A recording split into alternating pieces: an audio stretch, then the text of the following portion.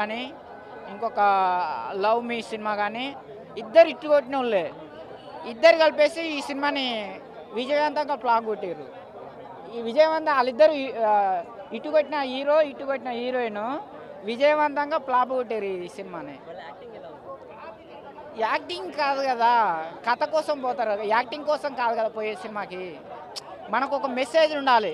ఏదో ఒకటి అమ్మదా, లేకపోతే అయ్యదా, లేకపోతే ఇండియాదా, లేకపోతే పాకిస్తాన్దా, లేకపోతే హిందువులదా, లేకపోతే ముస్లింలదా, కామెడీనా, సీరియసా, ఉగ్రవాదులదా, ఏదో ఒకటి ఉండాలి కదా. అది మిక్స్డ్ అంటే ఇప్పుడు ఏం కూర అంటే ఏదో ఒకటి చికెను మటను ఏదో ఒకటి చెప్పాలా. అది చికెను మటను ఫిష్ అన్నీ కలిసి వండితే ఎట్లా ఉంటుంది? క్లారిటీ స్టోరీలో కొంచెం తగ్గింది. ఏం లేదు, పోయేటప్పుడు ఒక జెండు బామ్ తీసుకొని పోతే తలనొప్పినప్పుడల్లా రాసుకోవచ్చు. హీరోయిన్ కొంచెం ఎక్కువసార్లు చూపిస్తే బాగుండేది. ఆ హీరోయిన్ కోసం పోవచ్చు అంతే. ఇందులో నేనైతే హీరోయిన్ కోసం వచ్చిన అప్పుడప్పుడు ఆమె కనపడనప్పుడు 300 బొక్కైనాయి అనుకున్నా, ఆమె కనిపించినప్పుడు ఓకే సాటిస్ఫై. నేను అనేది కూడా అదే కదా. ఇట్టున్న హీరో ఇట్టున్న హీరోయిన్ ఇద్దరు కలిపేసి ఫ్లాప్ చేసారు ఈ సినిమాని. వాళ్ళు చేయడం కాదు, కథ ఫ్లాప్ చేసింది.